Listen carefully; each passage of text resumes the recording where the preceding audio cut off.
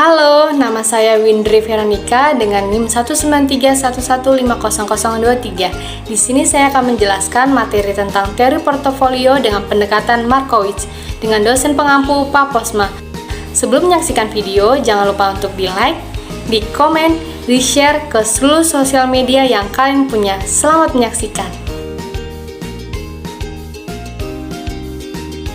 Di sini saya akan membahas 6 pokok pembahasan dalam teori portofolio dengan pendekatan Markowitz. Yang pertama itu ada pengertian teori portofolio, yang kedua komponen portofolio, yang ketiga konsep-konsep dasar dalam teori portofolio, yang keempat mengukur pengembalian yang diharapkan dari suatu portofolio, yang kelima risiko portofolio, yang keenam diversifikasi portofolio. Pembahasan yang pertama yaitu pengertian teori portofolio. Teori portofolio adalah pendekatan investasi yang diprakarsai oleh Harry M. Markowitz pada tahun 1927. Teori ini menyatakan bahwa risiko dan pengembalian keduanya harus dipertimbangkan dengan asumsi tersedia kerangka formal untuk mengukur keduanya dalam pembentukan portofolio.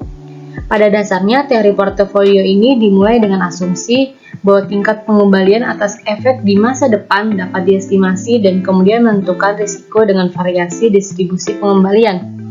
Nah, teori portofolio berkaitan dengan estimasi investor terhadap ekspektasi risiko dan return yang diukur secara statistik untuk membuat portofolio investasinya. Pokok pembahasan yang kedua yaitu komponen portofolio. Yang pertama, saham. Saham merupakan tanda bukti kepemilikan terhadap suatu perusahaan di mana pemiliknya disebut juga sebagai pemegang saham atau shareholder ataupun stakeholder. Wujud saham ini berupa selembar kertas yang menerangkan bahwa pemilik kertas tersebut adalah pemilik perusahaan yang menerbitkan surat berharga tersebut. Bukti bahwa seseorang atau pihak dapat dianggap sebagai pemegang saham adalah apabila mereka sudah tercatat sebagai pemegang saham dalam buku yang disebut Daftar Pemegang Saham atau DPS dan terdapat pada halaman belakang lembar saham apakah namanya sudah diregistrasi oleh perusahaan emiten ataupun belum.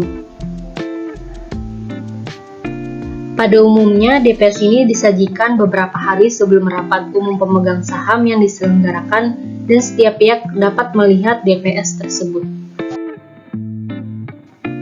Beberapa jenis saham yang A ditinjau dari segi kemampuan dalam hak tagih atau klaim, yang B ditinjau dari cara peralihannya, yang C ditinjau dari kinerja perdagangan.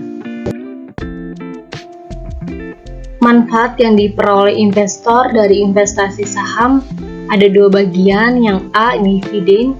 Dividen ini adalah bagian keuntungan perusahaan yang dibagikan kepada pemegang saham. Jumlah dividen yang akan dibagikan diusulkan oleh Dewan Direksi dan disetujui di dalam rapat umum pemegang saham, atau dividen terdiri dari dua jenis, yaitu dividen tunai dan dividen saham. Yang B ini ada capital gain atau loss.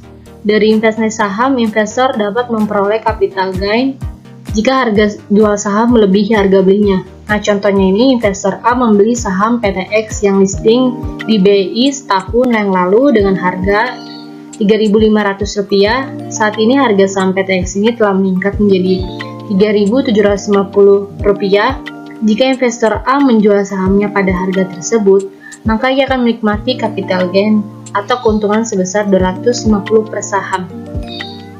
Investor akan mengalami capital loss jika harga beli sahamnya lebih besar daripada harga jualnya. Contohnya, investor A membeli saham PTX tahun yang lalu pada harga Rp3.500. Saat ini harga saham turun menjadi Rp3.100. Jika ia menjual sahamnya, maka ia akan rugi sebesar Rp400.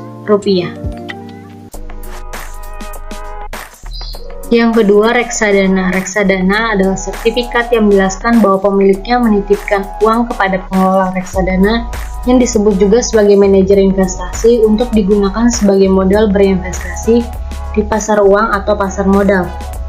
Nah, pada saat kita membeli reksadana tidak ubahnya dengan ketika kita juga menabung. Bedanya surat tanda menabung tidak dapat diperjualbelikan, sedangkan surat tanda reksadana ini dapat diperjualbelikan.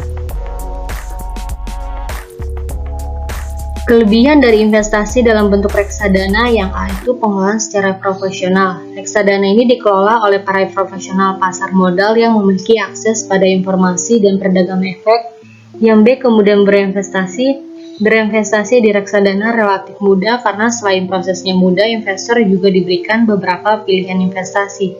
Yang C, keleluasan investor. Dalam reksadana, investor dapat dengan leluasa untuk memilih suatu jenis investasi dan leluasa pula untuk pindah ke jenis lainnya. Yang D, keringanan biaya. Investasi melalui reksadana relatif lebih ringan biayanya dibandingkan bila investor melakukannya sendiri. Yang ketiga, obligasi. Obligasi merupakan surat berharga atau sertifikat yang berisi kontrak antara pemberi pinjaman dengan yang diberi pinjaman. Obligasi dibedakan ke dalam 3 jenis, yang A ada corporate bond, yang B government bond, yang C municipal bond. Keempat, waran. Waran adalah suatu pilihan atau option di mana pemilik waran mempunyai pilihan untuk menukarkan atau tidak warannya pada saat jatuh tempo. Pemilik waran dapat menukarkan waran yang dimilikinya 6 bulan setelah waran tersebut diterbitkan oleh emiten.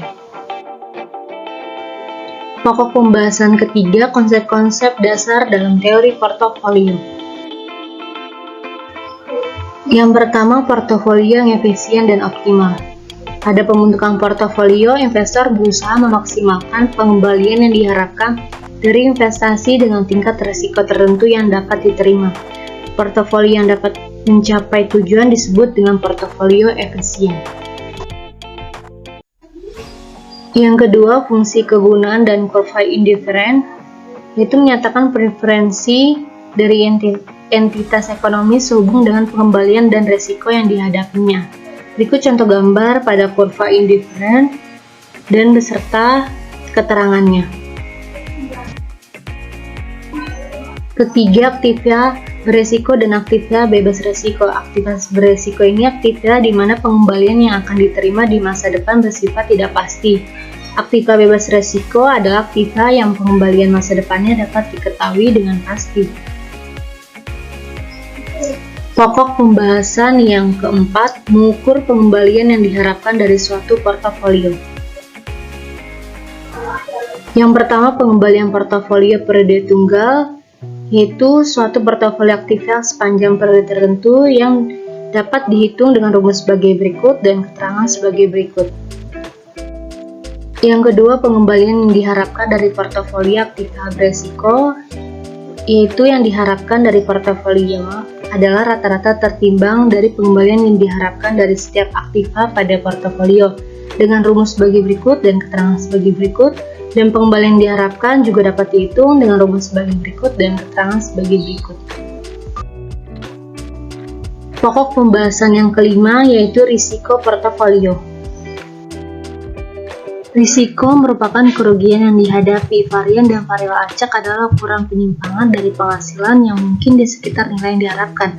Dan persamaan varian pengembalian diharapkan dengan rumus sebagai berikut. Yang pertama, standar deviasi. Varians dinyatakan dalam unit kuadrat. Maka sering dilihat varian dapat diubah menjadi standar deviasi atau kuadrat dari varians dengan rumus sebagai berikut. Dan standar deviasi dan varian memiliki konsep yang sama, yaitu semakin besar varian atau deviasi standar maka semakin besar resiko investasinya, dan juga dengan rumus sebagai berikut. Yang kedua, risiko dari portofolio duaktiva. Formula untuk menghitung risiko portofolio duaktiva dengan rumus sebagai berikut dan keterangan sebagai berikut. Dan covariance dianggap sebagai korelasi antara pengembalian yang diharapkan dari kedua aktiva dengan rumus sebagai berikut. Pada saat covariance, pada saat tingkat di mana pengembalian kedua aktiva berbeda atau berubah secara bersamaan, dan formulanya yaitu dapat dihitung dengan rumus sebagai berikut dan keterangan sebagai berikut. Yang ketiga, risiko portofolio lebih dari dua aktiva. Formula yang dapat digunakan untuk menghitung risiko portofolio yang terdiri dari 3 aktiva yaitu I, J, dan K dengan rumus sebagai berikut.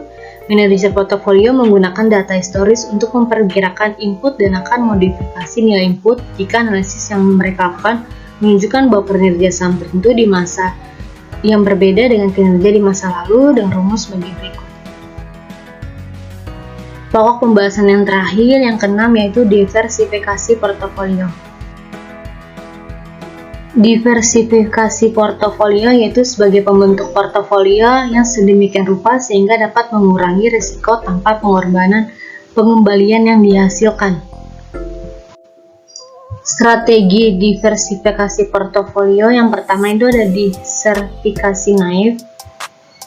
Yang kedua itu ada diversifikasi Markowitz, di mana diversifikasi naif ini strategi diversifikasi naif tercapai bila investor melakukan investasi saham berbeda atau kelompok aktiva berbeda dan berharap bahwa varian dari pengembalian diharapkan atas portofolio dapat diperkecil. Yang kedua diversifikasi Markowitz, di mana diversifikasi Markowitz ini berhubungan dengan tingkat kovarian antara pengembalian aktiva dalam portofolio. Terima kasih telah menyaksikan video ini.